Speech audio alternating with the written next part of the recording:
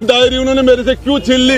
वो डायरी छीनना नैतिक था क्या? इसमें क्या है वो बता दीजिए आप। वो मैं बता दूंगा। अभी टाइम बहुत बड़ा, जनता में जाऊंगा, कौन कौन से नाम पास आऊंगा। कौन कौन से नाम है इसमें? कौन कौन से? एक तो नाम है, आप बताना चाहेंगे? एक तो नाम बताना चाहेंगे। बड़े नाम अशोक जी गहलोत के थ्रू है। अशोक जी गहलोत है और कौन फाइनेंस वो है, होम वो है, सीएम वो है, सारा सिस्टम उनके पास है। बाकी क्या है? बाकी तो ये सारे लिखी किसने थी? धर्मेंद्र जी राठौड़ ने लिखी है, पता है सबको। 9वीं मंजिल पे मुझे बली का बकरा जाके बोले गुड्डा तू ये डायरी नहीं लाएगा तो ये कर देंगे वो कर देंगे। राजस्थान के लोकप्रिय मुख्यमंत्री अशोक गहलोत जी ने भेजा था। क्या कहा था? कि ये डायरी यदि नहीं निकल पाई तो बहुत समस्या हो जाएंगे, अपना सारा खेल बिगड़ जाएगा, किसी भी कॉस्ट पे किसी भी कीमत पर गुड्डा तू ये काम कर सकता है। मैंने ये काम कर दिया।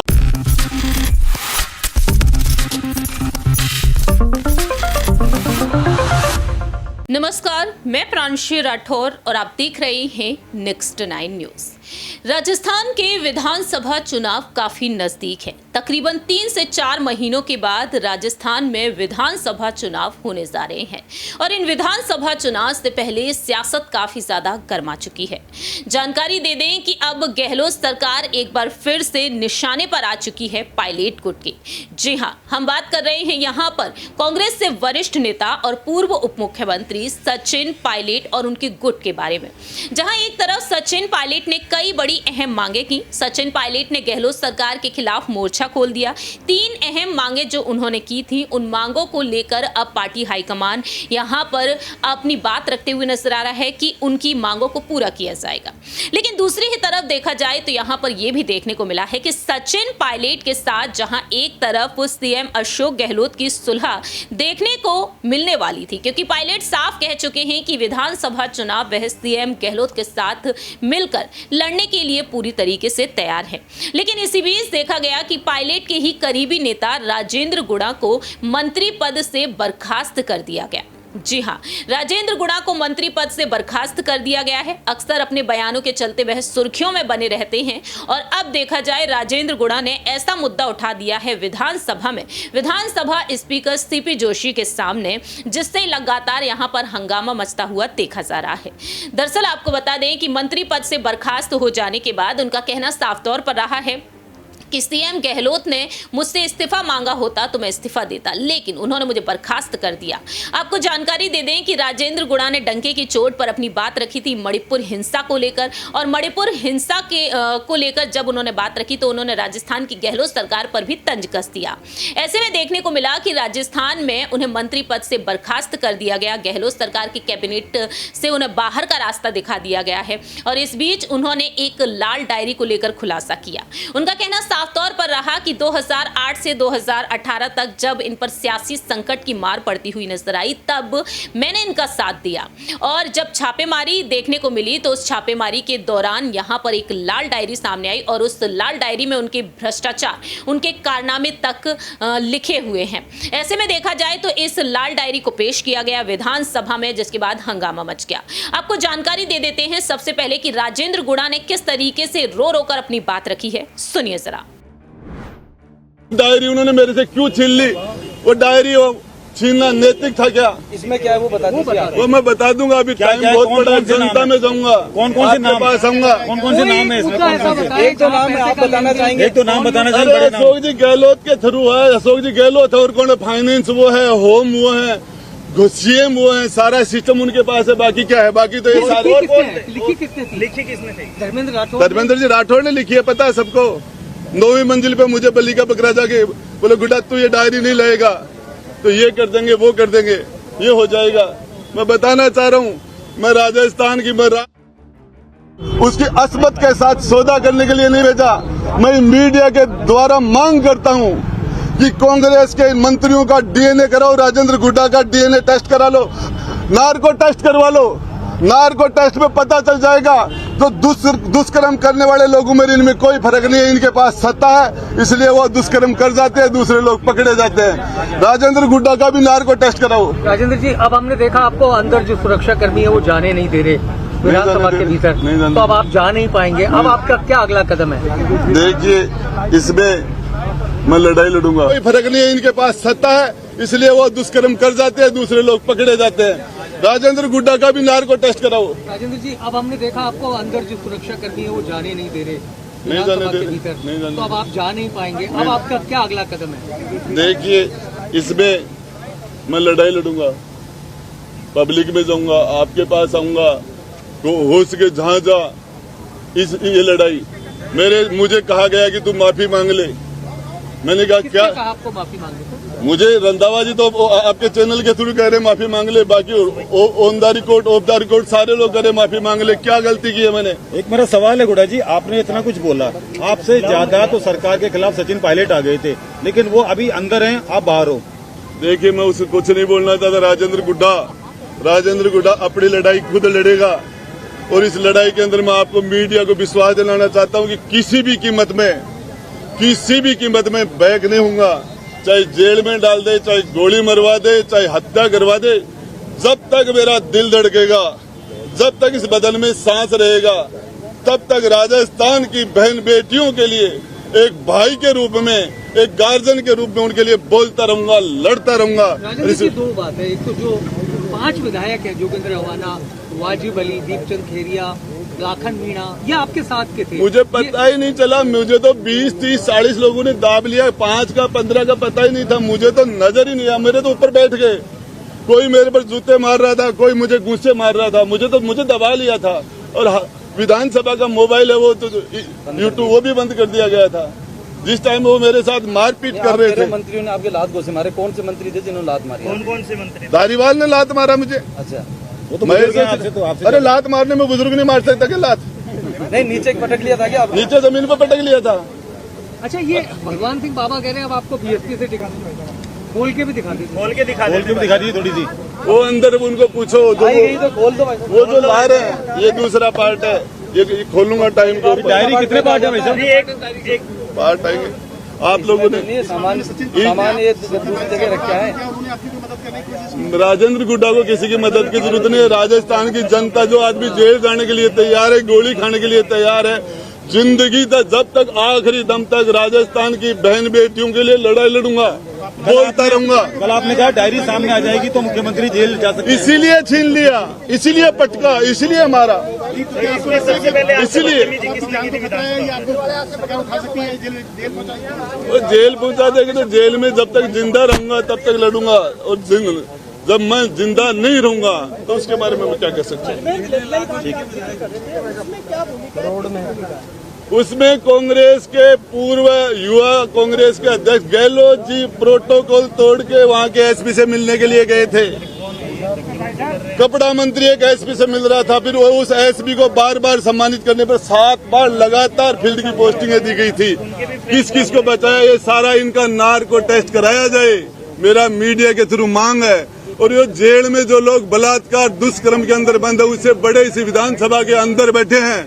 ये सबसे बड़ा अपराधियों का गढ़ है, लेकिन इनके सामने, इनके चारों तरफ सरकार, सत्ता का और फोर्स का और ताकत का इनके चारों तरफ घेरा है। उसमें सारे पाप बाहर वालों के द्वारा ये करते हैं। जिस तरीके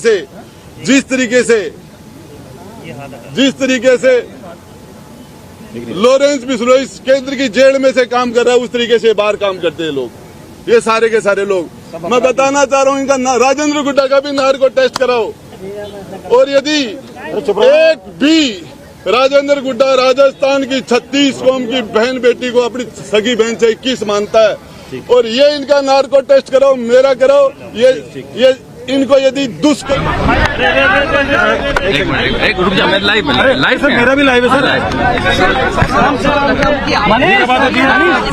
उन्होंने की मेरे साथ। इधर मनीष, हाँ पक्का अभी इधर मनीष, इधर चलो, हाँ शुरू कर दें। देखिए जिस तरह से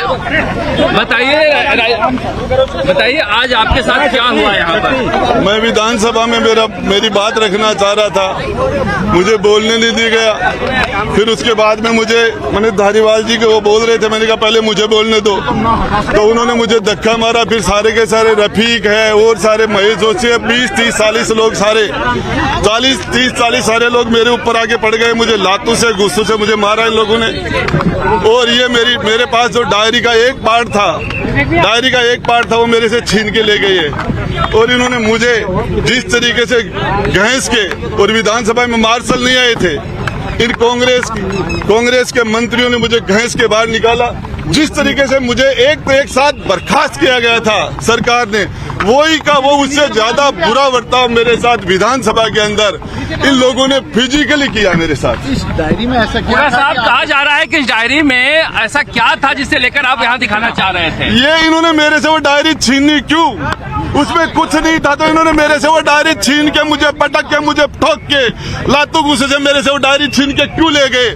लेकिन इनको पता नहीं उसका पार्ट अभी और बचा हुआ है। मतलब कुछ तो खुलासा कीजिए। मैं करूंगा अभी कोई एक मुद्दा जिसको लगता हो। अभी 50-40 लात गुस्से खा के आया हूँ, तो आदमी तो हूँ आखिर में, इंसान हूँ। एक आदमी पर 50 लोग पड़ेंगे। आपको क्या लगता है, आपको जो बर्खास्त किया उसके पीछे भी लाल डायरी है? मेरे साथ जो कांग्रेस सरकार के अंदर मुख्यमंत्री जी ने जो मुझे बर्खास्त करके जो अनैतिक काम किया, मुझे मेरे से इस्तीफा मांग लेते, मैं रिजाइन दे देता। अरे मुझे सुनाई का मौका नहीं दिया, बड़े से बड़े मुलजिम को भी सुनाई का मौका वो दिया। सारी बातें ठीक है गुड़ा जी, आप ये बताइए कि पूरा देश जानना चाह रहा, विधानसभा में हंगामा कर रहे थे, तो लाल डायरी में आखिर है क्या? बताते क्यों नहीं आप? देखिए, लाल डायरी का पार्ट 1 उनके पास गया, जो उसमें क्या था? पार्ट 1, पार्ट 2 कुछ तो बताइए। उसके पार्ट 2 उसके अंदर पैसे का लेन देन है। कौन से चुनाव, किस तरीके का? राज्यसभा के चुनाव में किसको कितने पैसे दिए, इसके अंदर सरकार बचाने के लिए किस किस को कितने पैसे दिए। कितने पैसे? अभी तक आप चुप क्यों थे? करोड़ों के अंदर दिए थे। नाम लूंगा तो आपको बता दूं, आपको पता है हेलीकॉप्टर खाली कैसे चले गए थे बीजेपी के? कौन सी जादूगरी थी? कौन सा हरिश्चंद्र था ये मुख्यमंत्री? इन्होंने हेलीकॉप्टर पैसे से गए थे, वो रिकॉर्ड है। राजेंद्र जी, बीजेपी के विधायकों को दिया था, आप कह रहे हैं कि बीजेपी के विधायकों को दिया था। सारे राज्यसभा के चुनाव में निर्दलियों को भी पैसे दिए थे। आप तक ऑफर आया? मेरे पास भी राजेंद्र गुड्डा ने कभी नहीं बिका। मेरे पास ऑफर क्या था? मैंने तो सारी चीजों को ठुकरा के आज मेरे ऊपर तो चार्ज लगा रहे हैं कि मैं बीजेपी से मिला हूँ। मैंने एक बार नहीं, मैंने इनकी 2 बार सरकार बनाई है। माननीय अशोक जी गहलोत 3 बार मुख्यमंत्री बने, 2 बार राजेंद्र गुट्टा से पाप हुआ इनकी बोली शकल देख के। तो लोग ये कह रहे हैं आपको फायदा हुआ होगा इसलिए आप गए। मुझे क्या फायदा हुआ? मेरी जांच करा लेना, मेरी प्रॉपर्टी चेक कर लेना, मेरे बैंक बैलेंस चेक कर लेना। जब नोटबंदी हुई थी दुनिया के अंदर, एक राजेंद्र गुड्डा का खाता था जिसमें 1000 और 500 का एक नोट भी जमा नहीं हुआ था। गुड़ा साहब, ये बताइए कि आप वो लाल डायरी लेने धर्मेंद्र राठौड़ के फ्लैट पर क्यों गए थे? किसने भेजा था आपको? राजस्थान के लोकप्रिय मुख्यमंत्री अशोक गहलोत जी ने भेजा था। क्या कहा था? कि ये डायरी यदि नहीं निकल पाई तो बहुत समस्या हो जाएंगे, अपना सारा खेल बिगड़ जाएगा, किसी भी कॉस्ट पे, किसी भी कीमत पर। गुड्डा तू ये काम कर सकता है। मैंने ये काम कर दिया। कैसे किया? सीआरपीएफ के जवान थे, 4 IRS थे, एक चटर्जी था, एक बंगाल का। वहाँ जिस तरीके से मैंने जिस तरीके से आप कैसे गए? गेट तोड़ के अंदर घुसे थे। 8वीं मंजिल का गेट तोड़ा था, 9वीं मंजिल का गेट तोड़ा था, और उसके बाद में जिस कमरे के अंदर डायरी थी उसका गेट तोड़ा था, जाली काटी थी, और उसके बाद डायरी बाहर डाली थी। डायरी लेकर गए तो सीएम ने क्या कहा आपसे? मुख्यमंत्री जी ने कहा तेरे को तो हॉलीवुड में होना चाहिए, तूने तो सर्जिकल स्ट्राइक कर दी। डायरी नहीं मांगी आपसे? उन्होंने कहा ये आपके खिलाफ ईडी ने मुकदमा क्यों नहीं दर्ज किया? अगर पता नहीं, मैं तो ईडी मुकदमा करे, इनकम टैक्स करे, इन्होंने भी मेरे अपहरण का कर रखा है। जिसने भी कर रखा है मैं तो तैयार हूँ। लाल डायरी आपने ही तैयार की थी या कोई और भी था? बनाई किसने थी ये लाल डायरी? ये तो धर्मेंद्र जी ने बनाई थी, मैंने क्या बोला। तो इसमें कितनी डायरियां हैं ऐसी? इसमें लंबा चौड़ा, आज एक ही मिनट में मैं लूट पीट के ठुक के पहले मुझे सरकार से निकाला गया, अब मुझे विधानसभा से लात गुस्से मार के जिस तरीके से निकाला गया। अब का आखिर इंसान ही तो हूँ। मेरी भी कैपेसिटी होगी। वो नहीं होता। मेरी हाल, मुझे एक बार जिस तरीके से इन्होंने मुझे यहाँ से, मैं बड़ा बेआबरू होके आप आपने सुना कि किस तरीके से राजेंद्र गुणा ने यहां पर अपनी बात रखी, तो वहीं राजेंद्र राठौड़ भी डंकी की चोट पर अपनी बात रखते हुए नजर आए हैं। लेकिन इसी बीच देखा जाए तो यहां पर राजेंद्र गुणा की पत्नी को लेकर भी खुलासा हुआ है। दरअसल आपको बता दें कि सचिन पायलट के समर्थक माने जाने वाले राजेंद्र गुणा जो लगातार अपनी बात तो रख रहे हैं, लेकिन इस विवाद के बीच यहां पर उनकी पत्नी भी चर्चा का विषय एक बार फिर से बनती हुई देखी जा सकती है। दरअसल आपको बता दें कि गहलोत सरकार पर बयानबाजी के चलते वह कई बार यहां पर दिक्कतों का सामना कर चुके हैं। 21 जुलाई 2023 को यानी कुछ दिन पहले ही राजस्थान विधानसभा के मानसून सत्र में महिला सुरक्षा के मामले में राजेंद्र गुणा ने अपनी ही सरकार पर हमला बोल दिया और जिसे देखते हुए उनकी पत्नी ने भी यहां पर अपनी बात रखी। आपको जानकारी दे दें कि उदयपुर वाटी इलाके में कैड ग्राम पंचायत की छाबड़ियों ढाड़ी में देव नारायण जयंती पर कार्यक्रम को इन्होंने संबोधित किया और राजेंद्र गुणा ने लोगों से कहा कि उनकी पत्नी अक्सर उनसे कहती हैं कि अभी बच्चे छोटे हैं, थोड़ा चुपचाप बैठ जाओ, सीएम से इतने पंगे मत लीजिए, वो जेल में डलवा देंगे। इतना ही नहीं, आपको ये भी बता दें कि राजेंद्र गुणा की पत्नी ने यह सलाह उन्हें काफी पहले दी थी कि सीएम गहलोत ने उन्हें उलझना नहीं चाहिए, क्योंकि कहीं ना कहीं उनका राजनीतिक करियर मुश्किलों का सामना कर सकता है। और आज यहां पर वही नजारा देखने को मिल रहा है। आपको जानकारी दे दें कि राजेंद्र गुणा की पत्नी निशा कंवर हैं और निशा कंवर के साथ कुछ सालों पहले उनकी शादी हुई थी और देखा जाए तो निशा कंवर लगातार उन्हें सलाह देती हुई नजर आती हैं। राजस्थान विधानसभा चुनाव में राजेंद्र गुणा ने मणिपुर हिंसा पर अपनी बात रखी। यह सच्चाई है कि राजस्थान सरकार महिला सुरक्षा मामले में फेल हो गई। मणिपुर की बजाय हमें अपने गिरेवा में झांकना चाहिए। गुणा के इस बयान के बाद से अब सियासत तेज हो चुकी है। वहीं दूसरी ही तरफ देखा जाए तो निशा कंवर ने अपने संबोधन में एक बार अपनी बात रखी थी जब विधानसभा सत्र में व्यस्त होने के कारण राजेंद्र गुणा नहीं पहुंचे, लेकिन उनकी पत्नी निशा कंवर पहुंची। उस वक्त उनका कहना रहा कि वे अपनी तरफ से पूरा प्रयास करके स्कूल में 2 कमरों का निर्माण करवाने और 100 बच्चों के लिए फर्नीचर सेट बनवाने के लिए मंत्री गुणा से आग्रह करेंगी और इसी प्रकार सरकारी जमात स्कूल में भी बालिकाओं के लिए टॉयलेट बनवाने के लिए आश्वासन दिया जाए। तो फिलहाल देखा जाए यहां पर राजेंद्र गुणा की जो पत्नी है वह भी सियासत में एक्टिव होती हुई नजर आई है, क्योंकि राजेंद्र गुणा अगर अहम फैसले लेते हुए नहीं देखे जाते तो उनकी पत्नी निशा कंवर देखी जाती हैं। तो ऐसे में देखा जाए राजस्थान की सियासत में निशा कंवर भी सुर्खियों में बनी रहती हैं। राजेंद्र गुणा ने अपने कार्यक्रम में कई बार अपनी बात रखी है। उनका कहना साफ तौर पर रहा है कि सीएम गहलोत उन्हें जेल में डलवा देंगे अगर वह उनसे पंगा लेते हैं। तो अब देखा जाए यहां पर अशोक गहलोत की मुश्किलें बढ़ती हुई नजर आ रही हैं, क्योंकि उनका कहना साफ तौर पर रहा कि उन्होंने भ्रष्टाचार किया है और वह जेल भी जा सकते थे। देखना होगा कि आखिरकार यहां पर राजेंद्र गुणा और उनकी पत्नी निशा कंवर आने वाले वक्त में गहलोत सरकार को किस तरीके से जवाब देते हैं, ये वक्त के साथ साथ ही पता चलेगा। और राजस्थान के विधानसभा चुनाव में आखिरकार जीत किसकी होगी, ये भी वक्त के साथ साथ जानेंगे। इस खास रिपोर्ट में इतना ही। तब तक के लिए आप देखते रहिए नेक्स्ट 9 न्यूज।